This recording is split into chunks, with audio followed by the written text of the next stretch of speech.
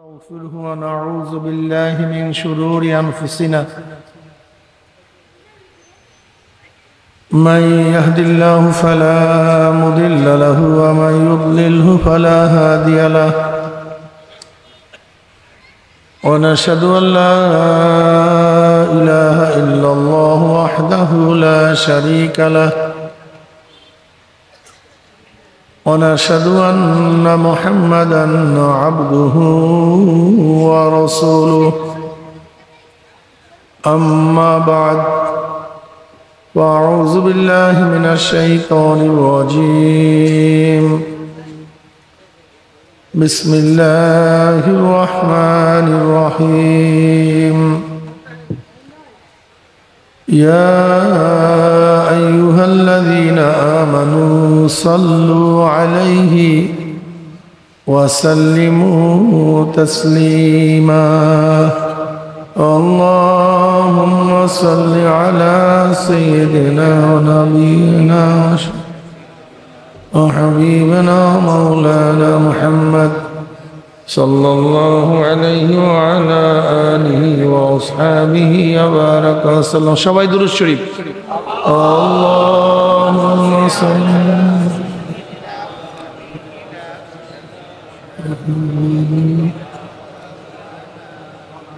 صلى الله عليه وسلم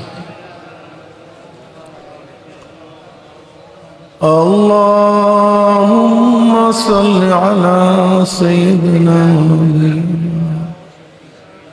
وحبيبنا مولانا محمد صلى الله عليه وعلى آله وأصحابه وبارك وسلم أعوذ بالله من الشيطان الرجيم بسم الله الرحمن الرحيم وما أرسلناك إلا رحمة للعالمين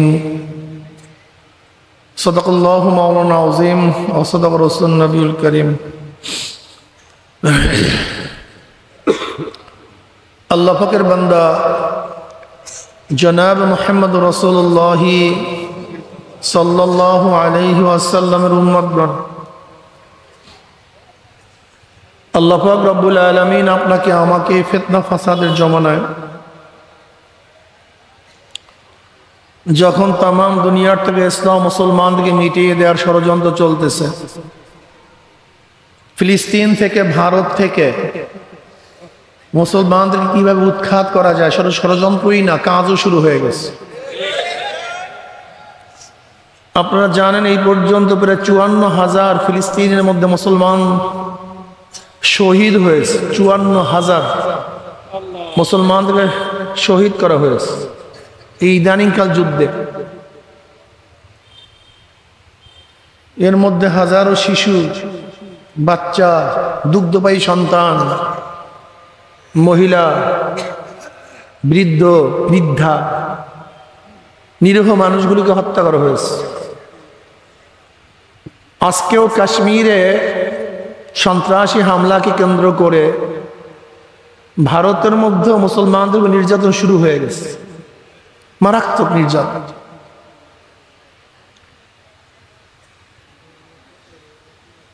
আমাদেরও নীতি আদর্শকে ধ্বংস করে আমাদের উৎখাত করা ষড়যন্ত্র চলতেছে মুসলমান রাখবেই না মুসলমান মুসলমানকে পছন্দ করে না বরং নামধারী মুসলমান ইসলামের সবচেয়ে বড় দুশ্মন হয়ে গেছে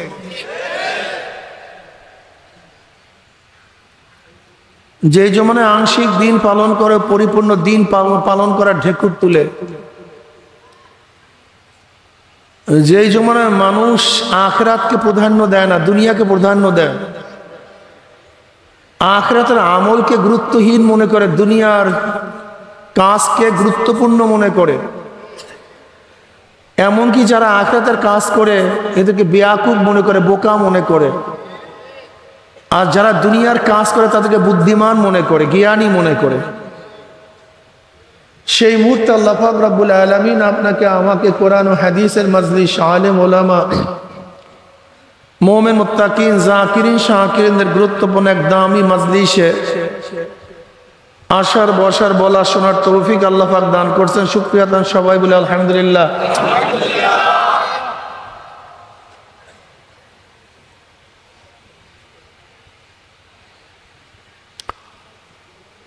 এই মাজলিস অনেক গুরুত্বপূর্ণ, অনেক দামি।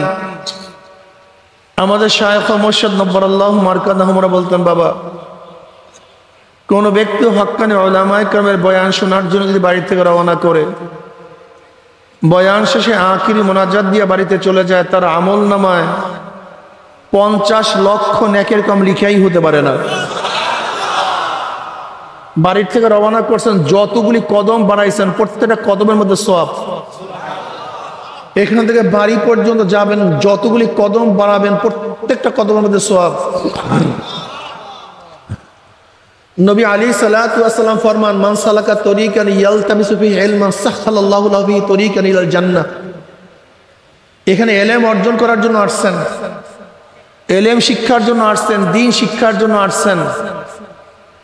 যারা দ্বীন শিক্ষার জন্য রাস্তা অতিক্রম করবে, পথ চলবে, আল্লাহ পাক রব্বুল আলামিন জান্নাতের পথ তাদের জন্য সহজ করে দিবেন। সরদার দো আলম আলাইহিস সালাতু ওয়াস সালাম পড়বেন না সাল্লাল্লাহু আলাইহি ওয়াসাল্লাম। এই বয়ান একবার করব, যতবার নবী আলাইহিস সালাতু ওয়াস নাম শুনবেন সাথে সাথে সাল্লাল্লাহু আলাইহি ওয়াসাল্লাম, এই ভুল আর করবেন না। আপনি নবী আলাইহিস সালাতু ওয়াস পড়েন নাই, কিন্তু দুরূদ পড়বেন একবার, আল্লাহ পাক রহমত নাযিল করবে 10 বার। সবচেয়ে ওই ব্যক্তি সবচেয়ে বড় বখিল, কঞ্জুস, কিপটা, ওই ব্যক্তি সবচেয়ে বড় কঞ্জুস যে নবী আলাইহিস সালাতু ওয়াস সালামের উপরে দুরূদ পড়ে না।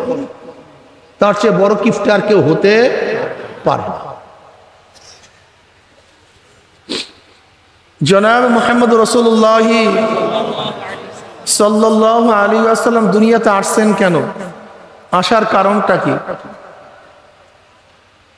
বিমান আবিষ্কার করার জন্য আসেন নাই, ড্রোন বানাবার জন্য আসেন নাই, কম্পিউটার আবিষ্কার করার জন্য আসেন নাই, খনির থেকে তেল উঠাবার জন্য আসেন নাই, দ্রুতগামী রেল বানাবার জন্য আসেন নাই, মঙ্গল গ্রহে মানুষ বসবাস করার জন্য আসেন নাই।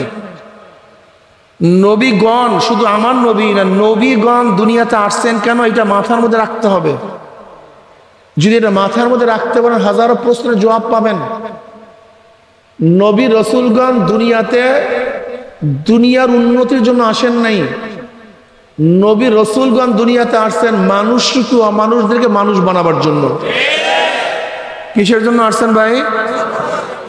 আবারও সবাই বলেন, মানুষ রূপী অমানুষদেরকে মানুষ বানাবার জন্য। মানুষের সুরাতি মানুষ হয় না,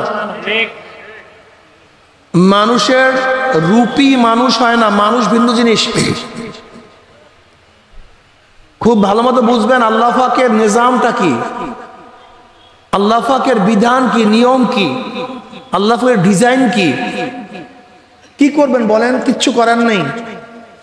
আল্লাহ পাক সূচনাতেই ডিজাইন করছেন এইভাবে, আদম গ্রুপ শয়তান গ্রুপ। কি গ্রুপ? কেন আল্লাহ পাক শুধু আদমকে সৃষ্টি করতে পারতেন না, শয়তানকে করলেন কেন? কি করবো বলেন? আল্লাহর ডিজাইন, এটা আল্লাহ পাকের পদ্ধতি। আল্লাহ পাক পারতেন না তা না, কিন্তু করেন নাই। প্রথমেই আদম, কথা বলেন না, করেন নাকি? আমার সাথে জবাব দেন না কেন? এটা ক্লাস তো, সাথে সাথে জবাব দিবেন। জবাব দিলে আপনার জেহেন আমার দিকে থাকবে, আর জবাব না দিলে জেহেন অন্যদিকে চলে যাবে। আপনার বয়ান বুঝবেন না। আদম গ্রুপ একসাথে বলেন নাই, কিন্তু আদম গ্রুপ, এই দুইটা গ্রুপ থাকবে। এবার দেখেন উভয় উভয় শত্রু, উভয় উভয় আজীব। ইন্নাশ শায়তানা আদুগুম ফাত্তাখিযু আদুওয়া। এই প্রথম থেকে শত্রুতা শুরু হয়ে গেছে। একটা প্রথম থেকে শত্রুতা চলবে। আদম গ্রুপ, আদমের গ্রুপও লোক থাকবে, শয়তানের গ্রুপও লোক থাকবে। থাকবে না তা না? হ্যাঁ, আপনাদের টাঙ্গাইলে জেলখানা আছে কি নাই? জেলখানা কোনো লোক নাই। আপনি থাকেন না কেন? আপনি যান না কেন? জেলখানা আছে, জেলখানা লোকও থাকবে, কিন্তু আমি যাইতে চাই না। হসপিটাল আছে কি নাই? আপনি এখানে কেন? আপনি হসপিটাল থাকেন না কেন? ভর্তি হন না কেন? হসপিটাল আছে, রুগীও থাকবে, কিন্তু আমি সুস্থ থাকতে চাই, আমি রুগী হইতে চাই না। ঠিক না? জান্নাতও আছে, জাহান্নামও আছে। জান্নাতেও লোক থাকবে, জাহান্নামেও, কিন্তু আমি যাইতে চাই না। জাহান্নামে আমি যাবে না তা না, আমি শিক্ষিত আছে, মূর্খও আছে, কিন্তু আমি মূর্খ থাকতে চাই না। মনে রাখবেন, খুব ভালো মতো বুঝবেন, বালাখানায় উঠতে গেলে সাধনার দরকার, জেলখানায় যেতে সাধনার দরকার হয় না। বালাখানায় উঠতে সাধনার দরকার, জেলখানায় যাইতে সাধনার দরকার হয় না। শিক্ষিত হইলেও সাধনার দরকার, মূর্খ হইতে সাধনার প্রয়োজন। আর ফসল ফলাতে সাধনার প্রয়োজন, জঙ্গল ফলাতে সাধনার প্রয়োজন হয় না। জান্নাতে যাওয়ার জন্য সাধনা লাগবে, জাহান্নামে যাওয়ার জন্য সাধনার দরকার হয় না। জাহান্নামে যাইতে চান? রাগ হয়েছে আপনার, মাথার মধ্যে একটা বাড়ি দিয়ে দেন। রাগ উঠছে, মাথার মধ্যে একটা বাড়ি দিয়ে দেন। Police, CID, DB, NSI, RAB, 14 গোষ্ঠী আপনার পিছনে লাগছে। কোথায় আপনি আছেন? ওই বেটারা সরকারি পয়সার গাড়ি খরচ করে, সময় ব্যয় করে, বেতন নিয়ে আপনাকে খুঁজা ধইরা তারপরে জেলে ঢুকাই দেন, কোনো টেনশন নেই, খালি একটা বাড়ি দিয়ে দেন। কিন্তু বালাখানায় উঠবেন, সাধনা করতে করতে করতে করতে জীবন শেষ হয়ে যাবে, তারপরে যদি উঠতে পারেন। 2 পায়ে রাস্তায় হাঁটতে সাধনার দরকার হয় না, কিন্তু 5 জনের গাড়ি কিনিয়ে একটা চলতে সাধনার প্রয়োজন হয়।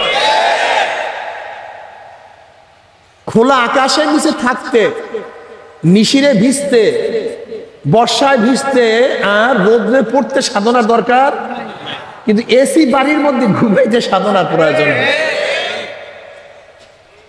বস্ত্রহীন থাকতে সাধনার প্রয়োজন হয় না, কিন্তু দামি বস্ত্র পরতে সাধনার প্রয়োজন হয়। বুঝাতে পারি না? জান্নাতে যাইতে কি লাগবে, আর জাহান্নামে যাইতে বাস বয়ান হয়ে গেছে। জাহান্নামে যাওয়ার জন্য সাধনার প্রয়োজন নাই, কিন্তু জান্নাতে যাবা আর বিনা সাধনা হবে না। গোলা ভরা ফসল পাবার সাধনা করবা না, তুমি বিলের মধ্যে নামবা না, কাদা বর্ষা উপেক্ষা করবা না, কষ্ট সাধনা করবা না, মাথার ঘাম পায়ে ঝরাবা না, আর তুমি গোলা ভরা ধান পাবা, বাদ। এটা হয় না, এটা হবে না। তুমি রাত উজাগার করবা না, পড়াশোনা করবা না, আড্ডা মারবা, গল্প করবা, আর ভালো রেজাল্ট করবা, এটা হবে না, এটা হবে না। গ্রুপ 2টা, একটা হলো আদমের গ্রুপ, আর একটা হলো শয়তানের গ্রুপ। লোক থাকবে কি থাকবে না? আমি থাকতে চাই না ভাই, আমি থাকতে চাই, আমরা কেউ থাকতে চাই না। যদি থাকেন, ওর সাথে জাহান্নামে থাকবে। এই শয়তানের গ্রুপ লোকদেরকে আদমের গ্রুপ বানাবার জন্য, এই জাহান্নামের লোকদেরকে জান্নাতি বানাবার জন্য নবী রাসূলগণ দুনিয়াতে আসছেন। এক কথায় মানুষরূপী অমানুষদেরকে মানুষ বানাবার জন্য। যেমন ওমর ইবনে খাত্তাব রাদিয়াল্লাহু তাআলা আনহু ঈমান আনার আগে যে সূরা ছিল, ঈমান আনার পরে সূরা পরিবর্তন হয়েছে না? দেখেন তো, ওমর ইবনে খাত্তাব ঈমান আনার আগে চক্ষু কয়টা ছিল? ঈমান আনার পরে কান কয়টা ছিল? ঈমান আনার পরে হাত কয়টা ছিল? ঈমান আনার পরে রং যেইভাবে ছিল, ঈমানের পরেও অবয়বের কোনো পার্থক্য হয়নি। অবয়ব এক, অবয়বের মতো কোনো পার্থক্য নাই। ওই ওমারই তো। ওমর কি ছিল ঈমান আনার আগে? মানুষ রূপেই তো ছিল। কিন্তু আপনারা জানেন সবচেয়ে নিকৃষ্ট কোন ব্যক্তি? যে ব্যক্তি কোনো নবীকে হত্যা করে, তার চেয়ে নিকৃষ্ট কেউ নেই। তো ওমর ইবনে খাত্তাব রাদিয়াল্লাহু তাআলা সর্বশ্রেষ্ঠ ব্যক্তিত্ব জনাবে মুহাম্মদ রাসূলুল্লাহ সাল্লাল্লাহু আলাইহি ওয়াসাল্লাম হত্যা করার জন্য রওনা করছে। তার চেয়ে খারাপ কেউ ছিল?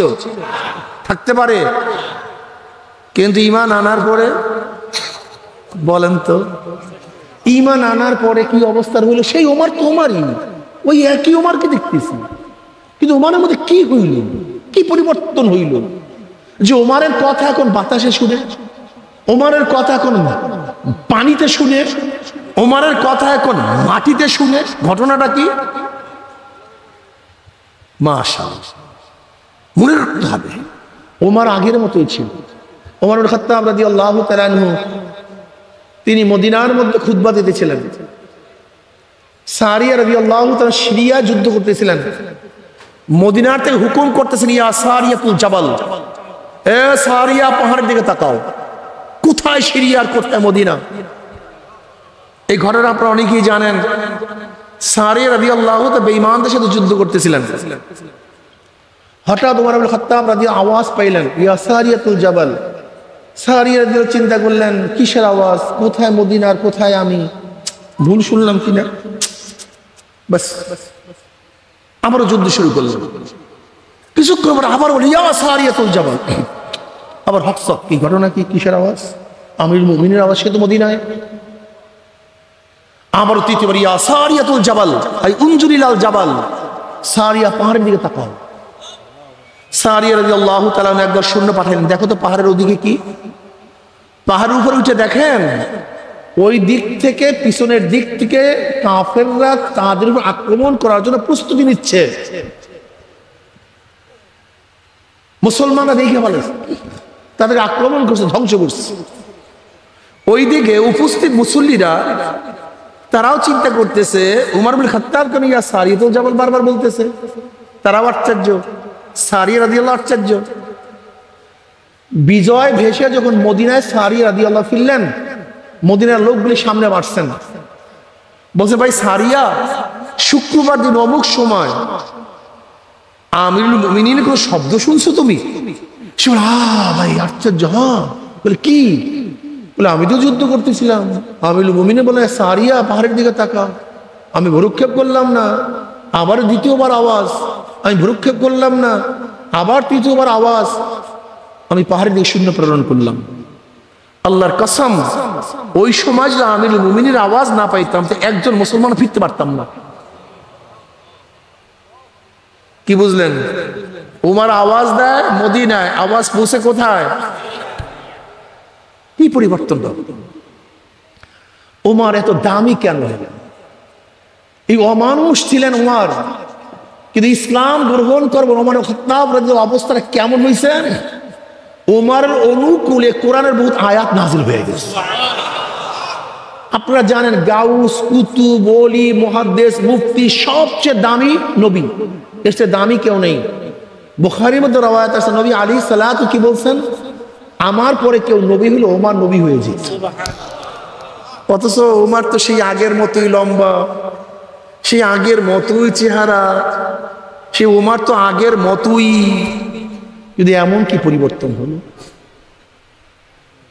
কি পরিবর্তন আপনি চিন্তা করতে পারছেন? চেহারার পরিবর্তন হয়, অবয়বের পরিবর্তন হয় নাই, পরিবর্তন হয়েছে কলবের। জোরে বলেন কি? ওমর আগে ছিল যা, এখন মানুষ হয়ে গেছে, দামি হয়ে গেছে।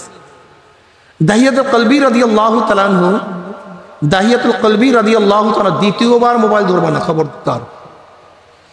দাহিয়াতুল কলবি রাদিয়াল্লাহু না, দাহিয়াতুল কলবি রাদিয়াল্লাহু তাআলা আনহু আরবের মধ্যে অনেক সুন্দর ছিলেন, এত মারাত্মক চেহারাওয়ালা ছিলেন যে রাস্তা হাঁটতে পারতেন না মেয়েদের ফিতনার জন্য, মেয়েদের ফিতনার ভয়। এত সুন্দর ছিলেন, উনি যখন রাস্তা দিয়ে হাঁটতেন মেয়েরা সামনে এসে পড়তো। কিন্তু আকর্ষণীয়, ইউসুফ আলাইহিস সালাতু ওয়াস সালামের সেরকম চেহারা, মেয়েরা দেখলেই পাগল হয়ে যেত। রুমাল মাথায় দিয়ে হাঁটতেন দাহিয়াতুল কলবি রাদিয়াল্লাহু তাআলা আনহু। আবার মাইকলা বাজার বাড়ানো শুরু করছে। এই ফিতনাগুলি কোথার থেকে আসে? মাইক তো ঠিকই ছিল, বাহিরে মাইক কমায়া দেন। কোথার থেকে এগুলি আসে আল্লাহর বান্দা? আবারও বাড়াইছে, কি সুন্দর চলতেছিল। সুবহানাল্লাহ। কমান, কমাইছেন, আরো কমান, কমান না, বাড়াবার দরকার নেই, ঠিকই তো আছে। সুবহানাল্লাহ, সুবহানাল্লাহ। ভাই আপনি ওখান থেকে ওঠেন, ওঠেন ভাইগুলো, ওঠেন, যান, আর বাড়াইবেন না, যান। কত ডিস্টার্ব করছে বৈশা এই ব্যক্তি, কত সমস্যা করলো। দুরূদ শরীফ পড়ুন, আল্লাহুম্মা সাল্লি আলা সাইয়্যিদিনা। দাহিয়াতুল কলবি রাদিয়াল্লাহু তাআলা আনহু এত সুন্দর ছিলেন, কিন্তু মানুষটা কি ছিলেন জানেন? এই যে এইমাত্র যা রূপের বর্ণনা করলাম, সেই লোকটা কি করতো জানেন? নিজের হাতে একটা নয় দুইটা, নিজের ঔরাক জাত, নিজের জন্মদাতা 70টা মেয়েকে জাতা কবর দিস এই ব্যক্তি। 70 জন বাচ্চাকে কবর দিছে ডাইরেক্ট। চেহারা তো সুন্দর, জীবিত, তাও চেহারা তো সুন্দর, আকর্ষণীয়। মানুষ বলবেন না অমানুষ বলবেন? কিন্তু দাহিয়াতুল কলবি রাদিয়াল্লাহু তাআলা আনহু ইসলাম গ্রহণ করার পর আল্লাহ পাক এত দামি বানায় দিছে যে জিবরাইল আলাইহিস সালাতু ওয়াস অধিকাংশ সময় এই দাহিয়াতুল কলবির সূরাত দুনিয়াতে আসতেন। বুঝেন? হ্যাঁ, বেলাল হাফসি গোলাম, নিজেও গোলাম, বাবাও গোলাম, 1 শতক জমির মালিক ছিলেন না, 1 টাকার মালিক না, কালো, সম্মান ইজ্জত বলতে কিচ্ছু ছিল না। ইসলাম গ্রহণ করার আগে বেলালের কোনো দাম ছিল না, কিন্তু ঈমান আনার পরে বেলালের দাম কেমন, ইজ্জত কেমন। বেলালে হাফসে হাটে জমিনের মধ্যে পায়ের আওয়াজ, আরশের মধ্যে হাটে জমিনের মধ্যে পায়ের আওয়াজ। নবী আলাইহিস সালাতু মিরাজের রজনীতে জুতার শব্দ পান, জিবরিলকে বললেন ভাই জিব্রেল কার পায়ের আওয়াজ, হাটে কে? বলে বেলালে হাফসে। বেলালে হাফসে হাটে জমিনের মধ্যে পায়ের আওয়াজ, অথচ সেই কালো, সেই বেলাল, চেহারার কোনো পরিবর্তন হয়নি, অবয়বের কোনো পরিবর্তন হয়নি, বেলালের কোনো দাম ছিল না। কিন্তু এই মানুষদেরকে নবী আলাইহিস সালাতু ওয়াস সাহাবাতে এত দামি বানায়া ফেলাইছে যে বেলাল আজান দেয় জমিনের মধ্যে, আজানের আওয়াজ 7 তবক আসমান ভেদ করে চলে যায় আরশের মধ্যে। কিয়ামতের ময়দানে সমস্ত মানুষ উঠবে পায়ে হাঁটিয়া, আর বেলাল হাফসি তার মর্যাদার কারণে কিয়ামতের ময়দানে উঠে পেটে চলে যাবে। কি বুঝলেন? টাকার নাম মানুষ না। যদি টাকার নাম মানুষ হয়, কারুন্যা, ও কারুন্যা শুধু গোডাউনের চাবি বহন করার জন্য 40টা উট লাগতো। টাকার তো অভাব ছিল না, টাকার কোনো অভাব ছিল না। সাদ্দাত তো স্বর্ণ দিয়া জান্নাত বানায়, সম্পত্তির অভাব ছিল। যদি ক্ষমতার নামই মানুষ হইতো তো ফেরাউন তো 750 বছর ক্ষমতা চালাইছে, বিশাল রাজত্ব ছিল, ক্ষমতার কোনো অভাব নেই। আমাদের দেশে শেখ হাসিনা মারছে মাত্র কয়েকশো, ঠিক না? ইতি ক্ষমতা শেষ। আর ফেরাউন 70,000 বনি ইসরাইলকে বাচ্চা শিশুকে হত্যা করছে। কেউ প্রতিবাদ করছে, ইতিহাসে পাওয়া যায় না কেউ প্রতিবাদ করছে। এত ক্ষমতাশীল, বুঝাতে পারি। হ্যাঁ, ক্ষমতার পাগল হয়েছেন,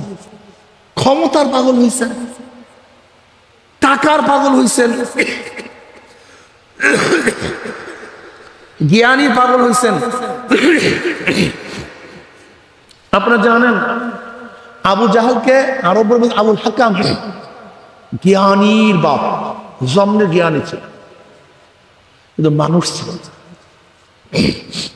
অথচ রাবেয়া বসরি রহমাতুল্লাহ আলাইহা,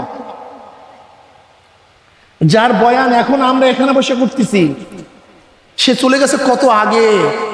সেই তাবিনদের যুগের লোক, হাসান বসরি রহমাতুল্লাহ জমানার লোক, কত আগে চলে গেছে। অথচ জানেন রাবেয়া বসরি কি ছিল?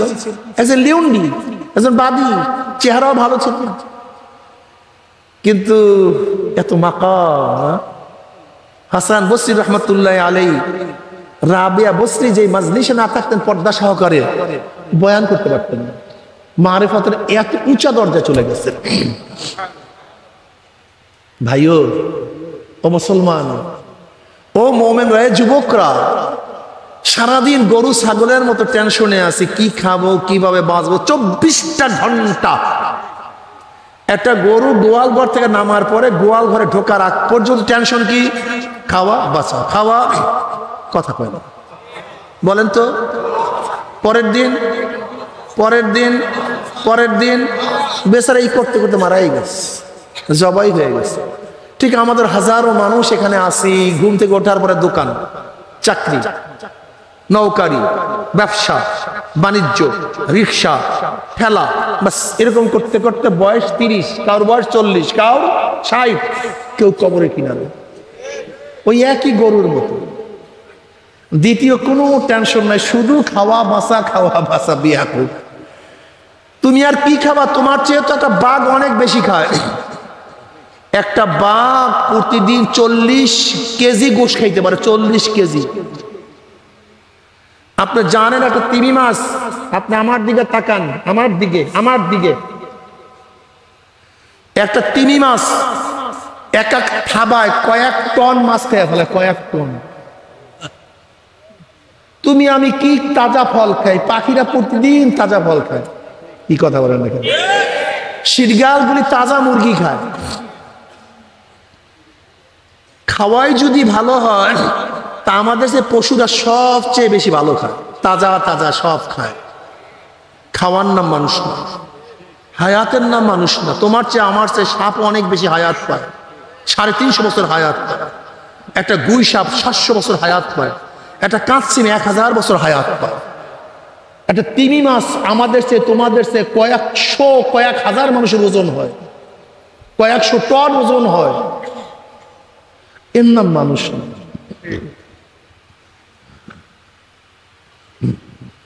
সৌন্দর্যের নাম মানুষ না, স্বাস্থ্যের নাম মানুষ না।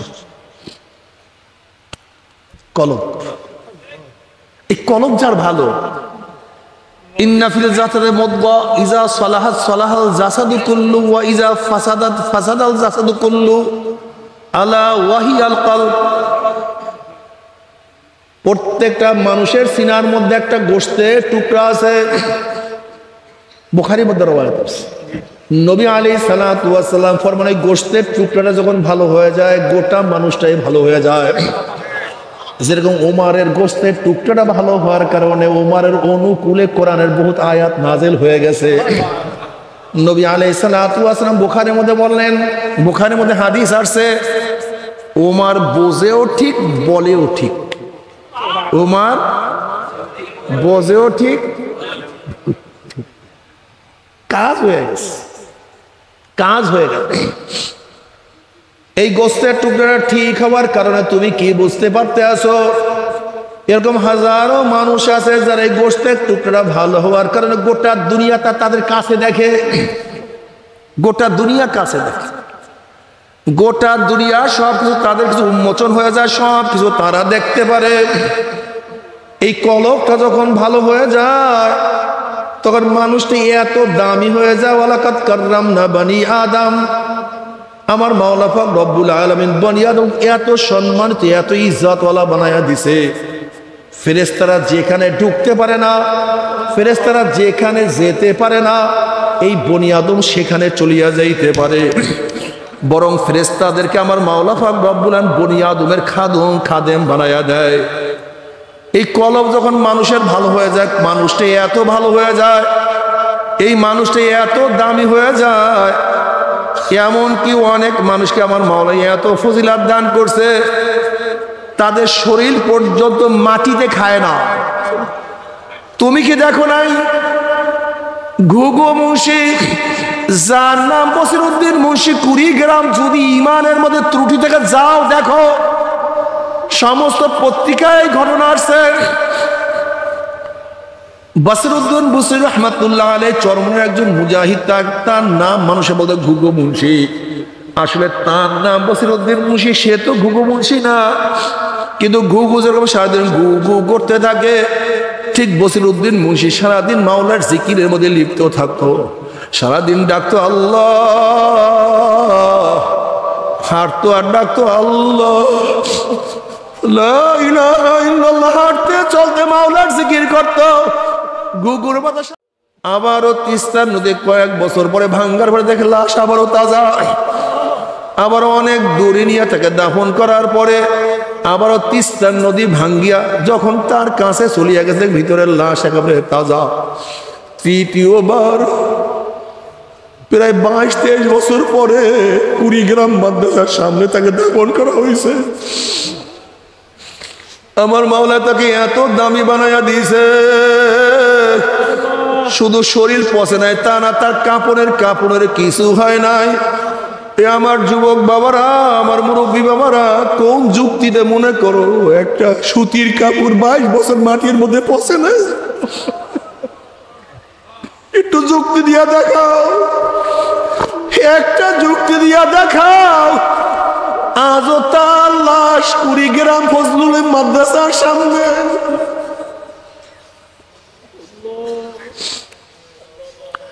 বাবার এরকম ঘটনা একটা দুইটা না, ও আমার যুবক বাবারা, ও মুরব্বী, ও আমার পর্দার মা বোনের, এরকম একটা দুইটা ঘটনা, শত শত ঘটনা আছে। তুমি কি দেখো না ইরাকের মধ্যে যুদ্ধ চলাকালীন যখন বুলডোজার দিয়া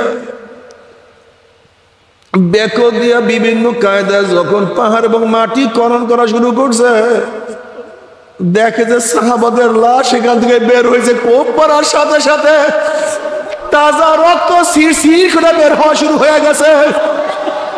আন্তর্জাতিক সমস্ত পত্রিকায় এই ঘটনা আসছে, আন্তর্জাতিক সমস্ত পত্রিকা। বাবা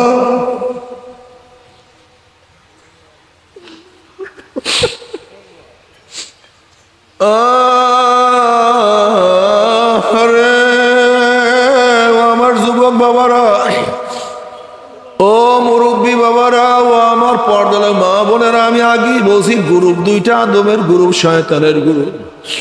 শয়তানের গ্রুপেও লোক থাকবে, জাহান্নামে লোক হবে, কিন্তু যাইও না, জাহান্নামে যাইও না। খুব খারাপ, খুব কষ্ট। ওই জাহান্নামের কিনারায় কেউ যাইও না।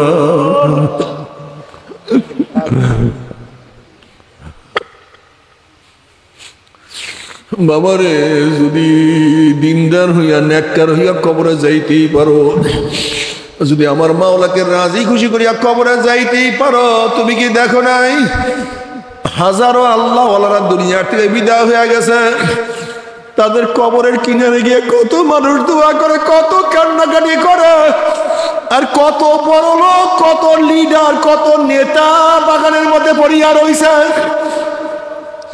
কত বড় লোক, কত লিডার জঙ্গলের মধ্যে পড়িয়া রইছে, কেউ দোয়াও করে না,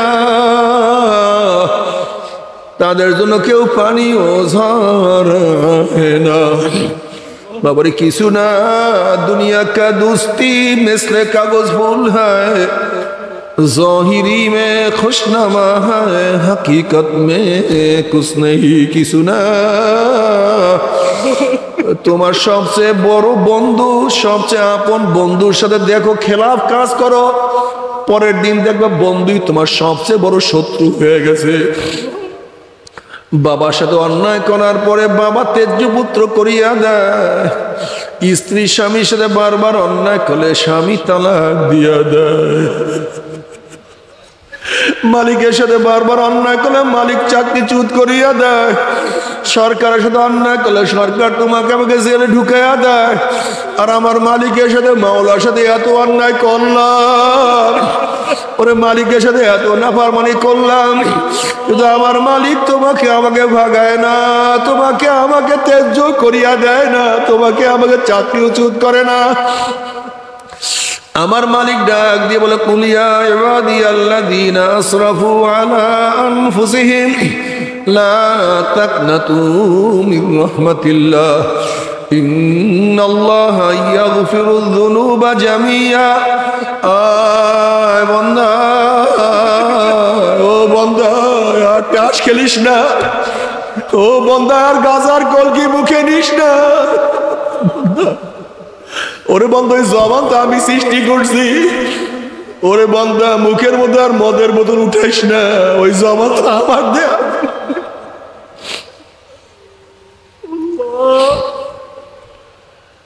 ওরে বন্দা, ওরে বন্দা পোস্ট কোয়ার্টারে যাইস না, আর জুয়ার মজলিসে বসিস না। ওরে বন্দা আমি এত ডাকি হাইয়া আলাল সালাহ হাইয়া আলাল ফালাহ, বন্দায় নামাজের দিকে আয়, বন্দায় কল্যাণের দিকে আয়। বন্দা তুই কেন আসোস না? তোর ছোট ভাই নামাজে যায়, তুই বড় হইয়া কেন নামাজে যাও না? ওরে বন্দা তোর ছেলে আমি মাওলাকে সেজদা করে, তুই বাবা হইয়া কেন আমাকে সেজদা করো না? ওরে বন্দা তোর নাতি হইয়া তোর নাতি আমাকে সেজদা করে, তুই নানা তুই দাদা হইয়া কেন আমাকে সেজদা করো না? ওরে বান্দি তোর মেয়ে তো বোরখা পরে, তুই মা হইয়া কেন বোরখা পরো না?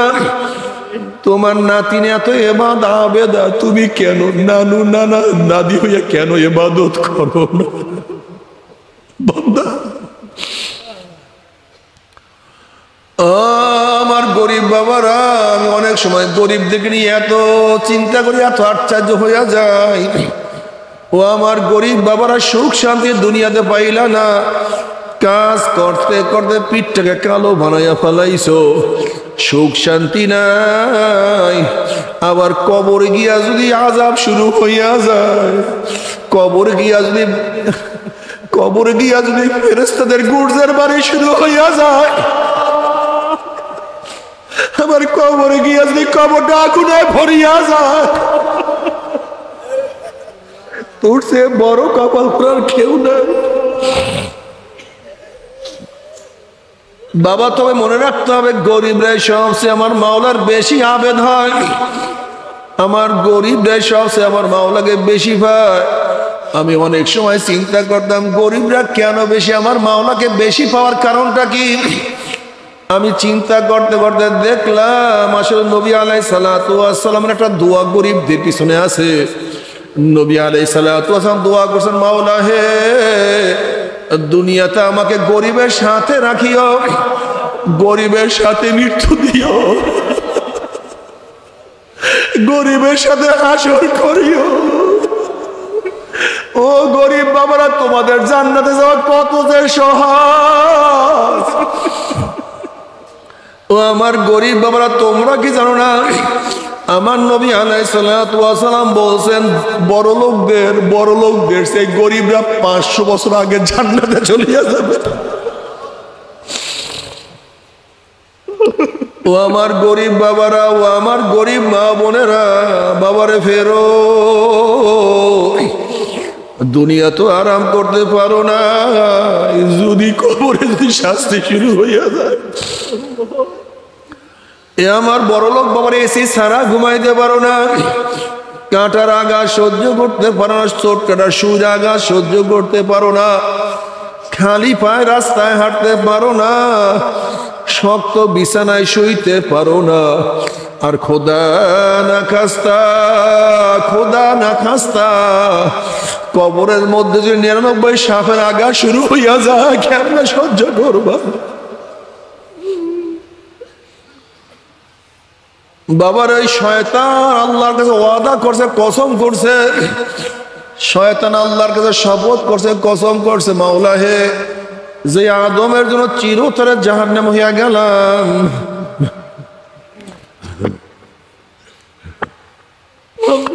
ওই আদমের বংশধরকে আমি জাহান্নামে না নিয়ে ছাড়বো না। আমি আদমের সন্তানের পিছনে এমন ভাবে লাগবো, ওদের ডাইন দিক থেকে বাম দিক থেকে পিছন দিক থেকে সামনের দিক থেকে অস্ত্র দিতেই থাকবো। আমি ওদের পিছনে এমন লাগবো, ওদেরকে আমি জাহান্নামে না নিয়ে ছাড়বো না। আমার মাওলা ডাক দিবে, শয়তান তুই আমার আদম সন্তানদেরকে ধাক্কাইতে যদি জাহান্নামের কিনারায় নিয়ে যাও, আর ওই জাহান্নামের কিনারার থেকে আমার আদম সন্তান যদি ডাক দেয়, আল্লাহ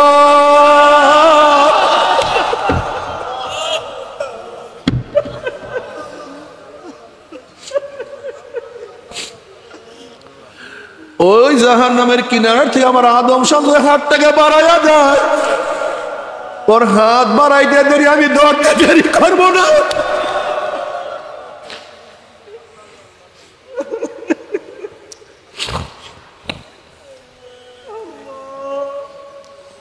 আমার যুবক বাবারা, মুরব্বী বাবারা, ফেরো। ও পুরান মুজাহিদরা, আল্লাহ নিয়ামত দান করছে, কিন্তু খবরদার নিয়ামত হারাইয়া ফেলাইও না।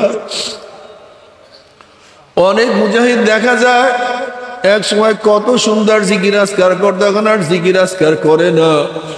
কত মুজাহিদ তাকবীরুল্লাহর সাথে নামাজ পড়তো, এখন আর জামাতে যায় না।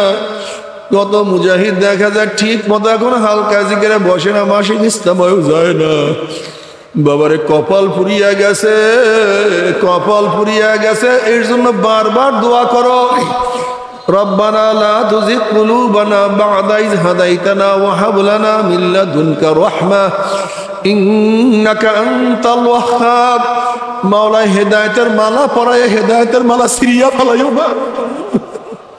মাওলাকে তোমার দরজা পরিচয় দেওয়ার পরে তুমি গোপন হইও না, তোমার কাছে টানার পরে তুমি লাথি দিয়া ভাগাইয়া দিও না। তুমি কি দেখো না আমার মাওলা কত মানুষ কাছে টানিয়া লাথি মারিয়া ফালাইয়া দিছে। এই শয়তান আমার মাওলার এত মুকাররাব হইছিলেন, এত কাছে চলিয়া গেছে, আমার মাওলা শয়তানকে মুআল্লিমুল মালাইকা বানাইয়া দিছে। এত ইবাদত করছে, ইবাদতের কোনো শেষ নাই, কোনো সীমা নাই, কিন্তু আমার মাওলার নাফরমানি করার সাথে আমার মাওলা লাথি মারিয়া জাহান্নামে ফালাইয়া দিছে। তুমি কি দেখো না বালাম ইবনে বাউরা মুস্তাজাবুদ দাওয়া, যেই দোয়া করতেন সেই দোয়া কবুল হইয়া যাইত, কিন্তু আমার মাওলা হেদায়েতের পর্দা তাকে উঠাইয়া নিয়ে গেছে। আমার মাওলা হেদায়েতের মালা ছিন্ন করিয়া ফেলাইছে। এর জন্য সব সময় চোখের পানি ঝরা আমার কান্দো আর বলো, মাওলা রে, ও আমার মাওলা, তোমার দর কাছে নেওয়ার পরে সরাইয়া দিও না, ভাগাইয়া দিও না। তুমি কি দেখো না কত মানুষ এক সময় নামাজ পড়তো, এখন আর নামাজ পড়ে না। তুমি কি দেখো না কত মানুষ এক সময় দাড়ি রাখছে, আবার দাড়ি কামাইয়া ফেলাইছে। তুমি কি দেখো না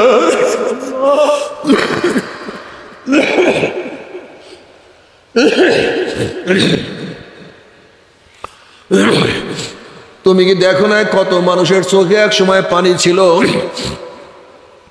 এখন আর চোখের মধ্যে পানি নাই। আবার কত মানুষ এক সময় নামাজ পড়তো না, এখন নামাজ ছাড়া থাকতে পারে না। কত মানুষ এক সময় দাড়ি রাখতো না, এখন আর দাড়ি ছাড়া দুনিয়া দিয়ে দিল, দাড়ি কাটতে পারে না।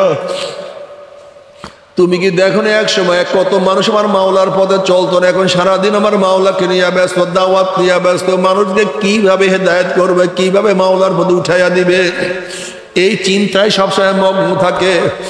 এ আমার যুবক বাবারা, ও যুবক বাবারা, শয়তান তোমাকে আমাকে হাতিয়ার বানাইয়া ফেলাইছে।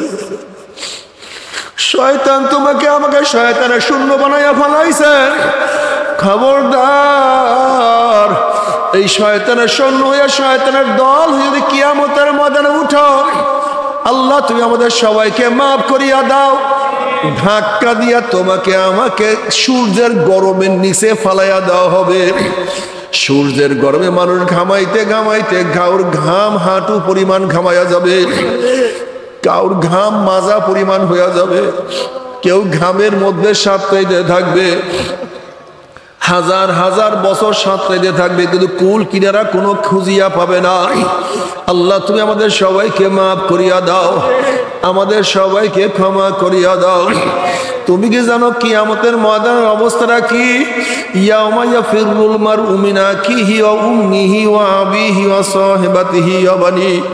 যেই দিন আপন ভাই ভাই পরিচয় দেবে না, মা ছেলের পরিচয় দেবে না, ছেলেও মার পরিচয় দেবে না, বাবা ছেলেকে সাহায্য করবে না, ছেলেও বাবাকে সাহায্য করবে না, বন্ধু বান্ধব সব লাপাত্তা হইয়া যাবে, নেতারা সব হারাইয়া যাবে। তুমি কি বুখারীর মধ্যে রওয়ায়াত দেখো নাই? ওয়াকুল ইব্রাহিম খলিলুল্লাহ নাফসি নাফসি, মুসা কালিমুল্লাহ নাফসি নাফসি, ঈসা রূহুল্লাহ নাফসি নাফসি। সমস্ত নবীরা বলবে মাওলা আমাকে বাঁচাও, আমাকে বাঁচাও, আমাকে বাঁচাও। এই মুহূর্তে জনাব মুহাম্মদুর রাসূলুল্লাহ সাল্লাল্লাহু আলাইহি ওয়াসাল্লাম সিজদায় পড়ে বলবে মাওলা তোমার ইজ্জত জালালের কসম খাইয়া বলতে আছি, আজকে ওই জাহান্নাম তোমার একটা উম্মত কেউ খাইয়া ফেলায়, আমি কিন্তু তোমার হাবিব জান্নাতের মধ্যে ঢুকবো না। ও কপাল পরার দলেরা, যেই মুহূর্তে নবী আলাইহিস সালাতু ওয়াস সালাম তোমাকে আমাকে ভুলবে না, সে আল্লাহর হাবিবের দাড়ির মধ্যে কেমনে পোষ লাগাও।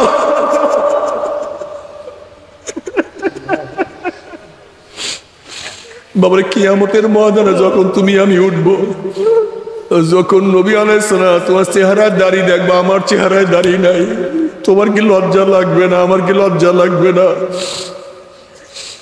আবার নবী আলাইহিস সালাতু ওয়াস সালাম যখন আমাদের চেহারার দিকে তাকাইবে, চেহারার মধ্যে দাড়ি নাই, তখন কি নবীর কলিজায় ব্যথা লাগবে না? আমার সাজে তুই সাজতে পারলি না, আমার চেহারার মতো চেহারা বানাইতে পারলি না, আমার হুকুম তুই মানতে পারলি না, তখন কি আমার নবীর কলিজায় কষ্ট লাগবে না? মনকে বুঝো রে মন, আমার স্ত্রী বাজার হয় হোক, আমার বন্ধু বাজার হয় হোক, আমার সমাজ বাজার হয় হোক, সবাইকে দুনিয়ার মধ্যে ব্যথা দিতে পারবো, কিন্তু কিয়ামতের ময়দানে আমার নবীর কলিজা আমি ব্যথা দিতে পারবো না। আমি ওয়াদা করলাম সব বাজার হয় হোক, সবাই চলিয়া যায় যাক, আজকের থেকে আমি আর দাড়ির মধ্যে পোষ মারবো না ইনশাআল্লাহ। কে কে রিয়াদ করে নারা তাকবীর, নারা তাকবীর। আল্লাহ তুমি কবুল করিয়া দাও। বাবারে তুমি দাড়ি রাখিয়া দেখো কত মজা। এখন তোমার দাড়ি কাটতে ভালো লাগে, তুমি যদি দাড়ি রাখিয়া দাও তখন দেখবা গোটা দুনিয়া দিলেও তুমি দাড়ির মধ্যে পোষ মারতে পারবা না। এখন তোমার কাছে দাড়ি খারাপ লাগে, তুমি দাড়ি রাখো, দেখবা তোমার কাছে দাড়ি সবচেয়ে ভালো লাগবে। এর মূল কারণ হলো তোমার চক্ষুটা শয়তানের চক্ষু হয়ে গেছে। ওই শয়তানের চক্ষু সুন্নাতকে পছন্দ করে না, শয়তানের চক্ষু ফরজকে ভালো মনে করে। ওই শয়তানের চক্ষু ইসলামকে পছন্দ করে না। যখন ওই চক্ষু দুটো আমার মাওলার চক্ষু হয়ে যাবে, দ্বীনের চক্ষু হয়ে যাবে, তখন দেখবে চোখের মধ্যে সুন্নাত ছাড়া ভালো লাগে না। আল্লাহ পাকের হুকুম দেখতে এত সুন্দর, এত মজা, যেই মজা কেউ কাউকে বয়ান করতে পারবে না। আল্লাহ পারে না। আবার কোন কুদরতি পানি, কোন আশ্চর্য পানি, যেই পানি মারার সাথে সাথে জাহান্নাম পিছনে সরিয়া গেল। আল্লাহ পাক ডাক, হাবিব গো, এই পানি কোন আশ্চর্য পানি না, কোন কুদরতি পানি না, এই পানি হলো তোমার গুনাহগার উম্মতের চোখের পানি। বাবারে, সন্তান মারা গেলে চোখের মধ্যে পানি আসে, পরীক্ষায় ফেল করলে চোখের মধ্যে পানি আসে, আজকে দুনিয়ার মামলায় পড়লে চোখের মধ্যে পানি আসে।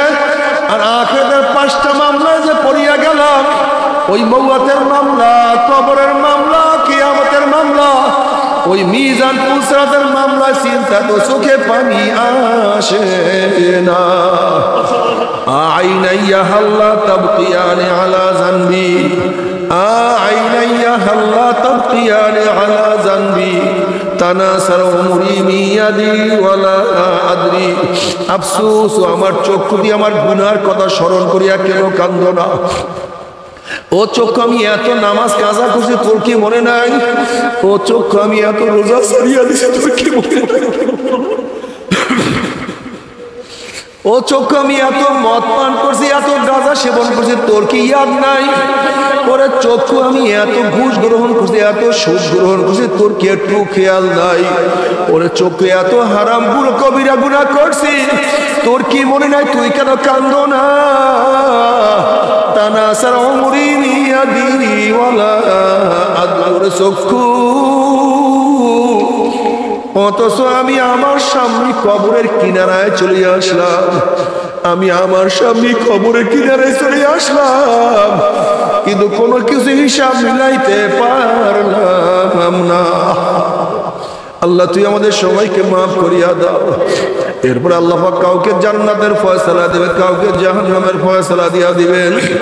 জান্নাতের মধ্যে জান্নাতীরা আনন্দ ফুর্তির মধ্যে লিপ্ত হয়ে যাবে, আর জাহান্নামে এমন কষ্ট শুরু করবে। তুমি কি জানো জাহান্নামের অবস্থাটা কি হবে বাবা? একটু শোনো। ও আমার পর্দার মা বোনেরা, ভালো মতো মনে রাখিও, জাহান্নামের ঘর হবে আগুনের, তাদের বিছানা হবে আগুনের, তাদের ল্যাপ হবে আগুনের, তাদের পোশাক হবে আগুনের, তাদের খাদ্য হবে আগুনের, তাদের পানি হবে আগুনের। হাল আতাকা হাদিসুল গাশিয়া উজুহু ইয়াওমাইযিন খাশিয়া আমিলাতুন নাসিবা তাসলা নারান হামিয়া তুসমা মিন আইনিন আলিয়া লাইসা লাহুম তুআমুন ইল্লা মিন দারিক। যখন জাহান্নামীরা পানি পানি করে চিল্লাতে থাকবে, চলন্ত আগুনের নহরের মধ্য থেকে বালতি ভরিয়া ডাইরেক্ট আগুন খাওয়াইয়া দেওয়া হবে। বাবা সহ্য করতে পারবি? ওই আযাব তো কেউ সহ্য করতে পারবো না।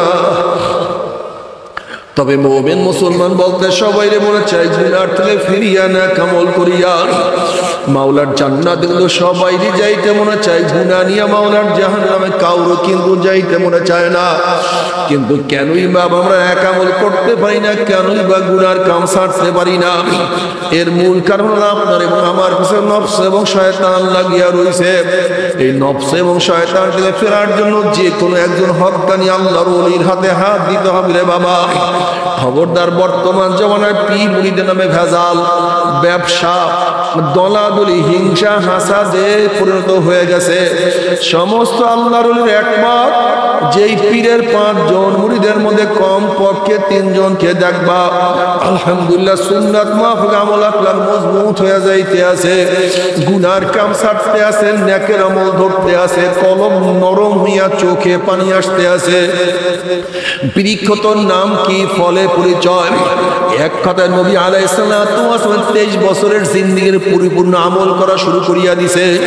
আমি চরমোনাই বুঝি না, চরমোনার দাওয়াত প্রশংসা প্রচার প্রসার করার জন্য আসি রে বাবা। চরমোনাই যাওয়ার তোমার কোনো দরকার নাই, কোনো দরকার নাই, কোনো দরকার নাই।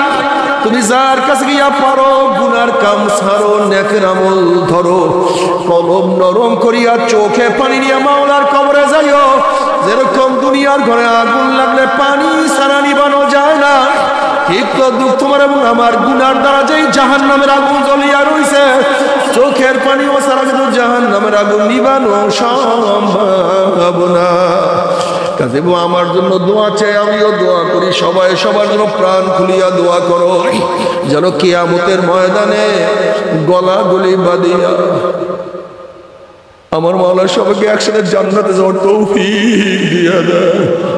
আল্লাহুম্মা আমিন, আল্লাহুম্মা আমিন। ও আমার পর্দার মা বোনেরা, 2 হাত তুলিয়া মাওলার দরবারে কান্দো। এই কলমের অবস্থা থাকবে না, তখন আর তওবা কিন্তু হবে না। কাজে এখন নিয়াত করি সবাই আমার সাথে সবাই, নাউযুবিল্লাহি মিনাশ শাইতানির রাজিম, বিসমিল্লাহির রহমানির রহিম। আশহাদু আল্লা ইলাহা ইল্লাল্লাহু ওয়াহদাহু লা শারীকা লাহু ওয়া আশহাদু আন্না মুহাম্মাদান আবদুহু ওয়া রাসূলুহু।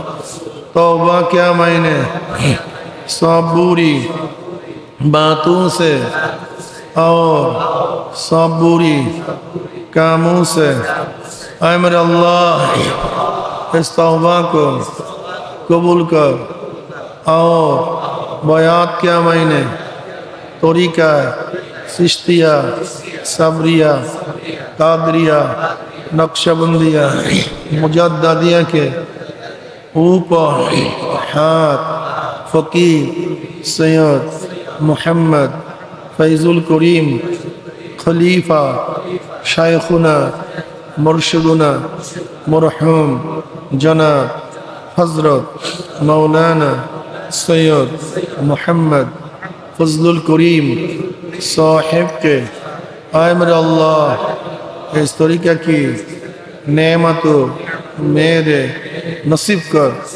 और जमात में रसूलुल्लाह सल्लल्लाहु अलैहि वसल्लम के मेरे হাসর কর আমিন। ভাই বসেন, ফিলিস্তিন মুসলমানদের জন্য কয়েকবার দোয়া ইউজ করেন। লা ইলাহা ইল্লা আনতা সুবহানাকা ইন্নী কুনতু। সবাই ফিলিস্তিন মুসলমানদের জন্য কয়েকবার দোয়া ইউজ করেন। লা ইলাহা ইল্লা আনতা সুবহানাকা ইন্নী কুনতু মিনাজ জালিমিন। এই উঠেন না, দোয়া করে ওঠেন। ভারতের মুসলমানদের জন্য দোয়া করেন, বাংলাদেশের গোটা দুনিয়ার মুসলমানদের জন্য। এই বসেন। এই তরিকার যারা সবক আদায় করতে চান, এই তরিকার যারা পুরান মুজাহিদ শিখতে পারবেন, আর বাংলাদেশ মুজাহিদ প্রকাশনী কিতাব নিয়ে, হ্যাঁ, এই গেটের কাছে মুজাহিদ প্রকাশনীর ব্যানার নিয়ে বসা আছে, ওখানে আকীদা বিভ্রান্ত নিরসন, ওই লেখকের মধ্যে আমার নাম লেখা আছে। আর প্রিয় নবী সাল্লাল্লাহু আলাইহি ওয়াসাল্লাম পারিবারিক জীবন। এখন আমার জন্য দোয়া চাই, আমিও দোয়া করি, খাস করে বিশ্ব মুসলমানদের জন্য দোয়া করেন, আমাদের বাংলাদেশের জন্য দোয়া করেন, সবাই সবার জন্য দোয়া করেন। আল্লাহুম্মা আমিন। আল্লাহ ফিলিস্তিনের মুসলমানদের হেফাজত করেন, আল্লাহ ফিলিস্তিনের মুসলমানদের হেফাজত করেন, আল্লাহ ভারতের মুসলমানদের হেফাজত করেন, আল্লাহ গোটা দুনিয়ার মুসলমানদের হেফাজত করেন, আল্লাহ গোটা দুনিয়ার মানুষদেরকে হেদায়েত দিয়ে দেন। আল্লাহ যাদের উসলায় মাহফিল হইল, যারা মাহফিলের জন্য চেষ্টা করলো, খাটনি দিল, সাহায্য করলো, আমরা যারা মাহফিলে হাজির হইলাম, সবার উপরে খাস রহমত নাজিল করেন। আল্লাহ আপনার জমিনে আপনার হুকুমত, ইসলাম হুকুমত কায়েম করে দেন। আল্লাহ ইসলাম হুকুমতের জন্য হাত পাখাকে বিজয় করে দেন। আল্লাহ হাত পাখাকে বিজয় করে দেন। আল্লাহ হাত পাখাকে বিজয় করে দেন। আল্লাহ যারা ঋণগ্রস্ত, ঋণ থেকে হেফাজত করেন। আল্লাহ অনেকের পরীক্ষা ভালো রেজাল্ট করার তৌফিক দিয়ে দেন। রব্বিরহামহুমা কামা রাব্বায়ানি সগীরা। সুবহান রাব্বিকা রাব্বিল ইজ্জাতি আম্মা ইয়াসিফুন ওয়া সালামুন আলাল মুরসালিন আলহামদুলিল্লাহি রাব্বিল আলামিন।